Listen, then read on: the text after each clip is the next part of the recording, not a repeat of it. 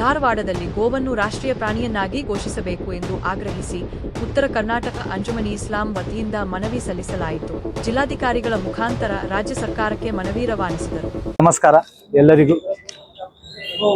ಇಂದು ನಾವು ಉತ್ತರ ಕರ್ನಾಟಕ ಅಂಜುಮನಿ ಇಸ್ಲಾಂ ಸಂಸ್ಥೆ ವತಿಯಿಂದ ಹಾಗೂ ಹಬೀಬ್ ಫೌಂಡೇಶನ್ ಹಾಗೂ ಇತ್ಯಾದಿ ಗ್ರೂಪ್ ವತಿಯಿಂದ ಇವತ್ತು ನಾವು ಹಾಗೂ ಎಲ್ಲ ಧಾರವಾಡದ ಸಮಸ್ತ ಮುಸಲ್ಮಾನ್ ಬಾಂಧವರು ಇವತ್ತು ಧಾರವಾಡ DC ಆಫೀಸ್ನಲ್ಲಿ ಕೂಡಿ ಇವತ್ತು ಒಂದು ಮನವಿಯನ್ನು DC ಸಾಹೇಬರ ಮುಖಾಂತರ ನಮ್ಮ ಗೌರವಾನ್ವಿತ ಪ್ರಧಾನಮಂತ್ರಿಗಳಿಗೆ, ಗೌರವಾನ್ವಿತ ಪ್ರೆಸಿಡೆಂಟ್ಗೆ ಹಾಗೂ ಗೌರವಾನ್ವಿತ ನಮ್ಮ CM ಸಿದ್ದರಾಮಯ್ಯ ಸಾಹೇಬರಿಗೆ ಒಂದು ಮನವಿಯನ್ನು ಮಾಡಿಕೊಂಡಿದ್ದೇವೆ.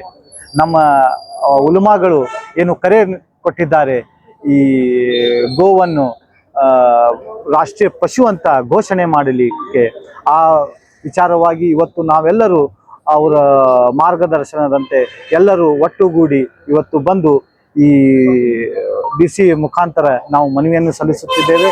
ಹಾಗೂ ನಾವು ನಮ್ಮ ಭಾರತ ಸರ್ಕಾರಕ್ಕೆ ಇದೇ ಮನವಿ, ಈ ಗೋವನ್ನು ರಾಷ್ಟ್ರೀಯ ಪಶುವನ್ನಾಗಿ ಮಾಡಬೇಕು.